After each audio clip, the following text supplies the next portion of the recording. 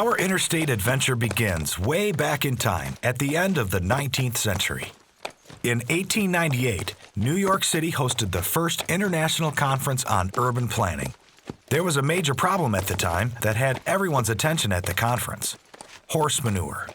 At that time, horses were the power behind the transportation of people and goods. Our growing society needed increasing supplies and services, and horses delivered it all. But a growing population of people meant a growing population of horses, and more horses meant more horse manure.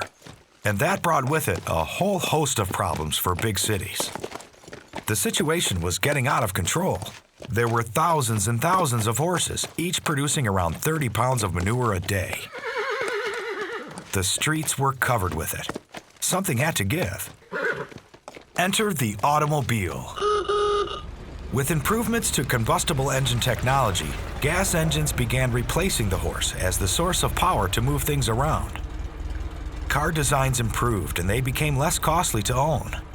Automobiles brought their own environmental challenges, but people were quick to adopt the horsepower of the gas engine and say goodbye to the major problem of manure.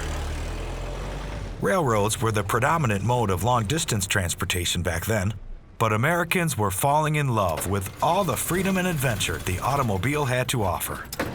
They could now travel further and more conveniently than ever before, having more control over their own destiny.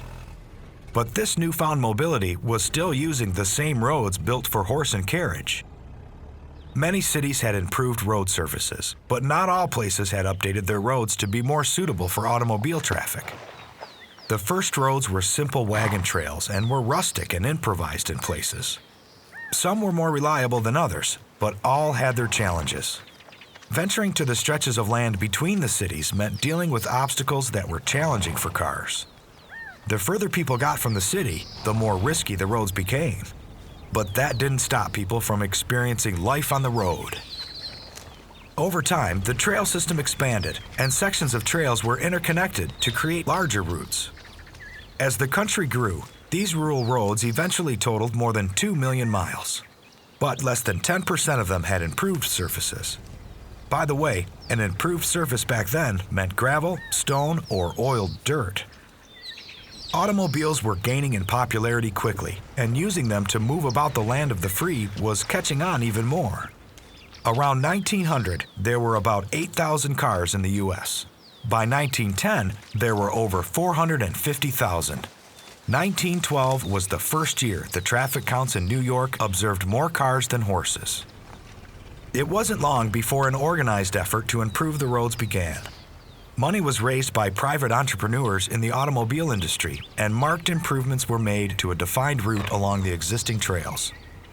By 1913, the country dedicated the Lincoln Highway, which was the first transcontinental improved highway to cross the United States. The Lincoln Highway could be traveled from New York City to San Francisco, California. Still, those travels were far from accommodating.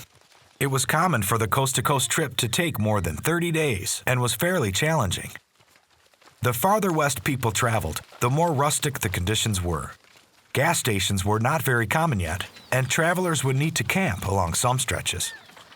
Bad weather could seriously hinder travel, and mechanical problems had the potential to spell disaster. In 1916, another organized effort, this time coming from the government, developed into the Federal Aid Road Act. It was passed in an effort to assist the states in the construction of new highways. Due to budget issues, the project never moved forward before the act had expired. Then, in 1921, new legislation was passed to once again revive the road initiative. This time, a series of road construction projects occurred throughout the 1920s, and the early development of our nation's highway system was underway. By 1938, Franklin D. Roosevelt called for a study on the feasibility of a transcontinental toll road system. But again, budget issues inhibited any significant advancement of the system.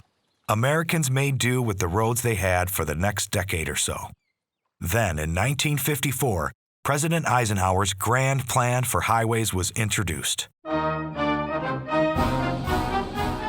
President Eisenhower believed that the country needed better roads not only to improve commerce and prosperity in the country, but also to enable our defense resources the ability to move across the country quickly and efficiently. The plan described what would be the largest public works project ever in the country. It called for over 55,000 bridges spread across more than 40,000 miles of new highway. Construction was authorized by the Federal Aid Highway Act of 1956.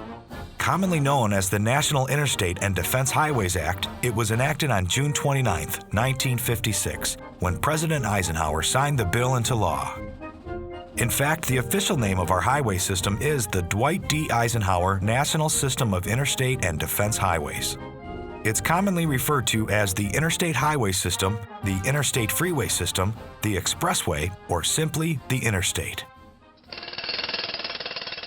Work began right away, and by 1960, more than 10,000 miles were in use, and by 1970, 30,000 miles were opened.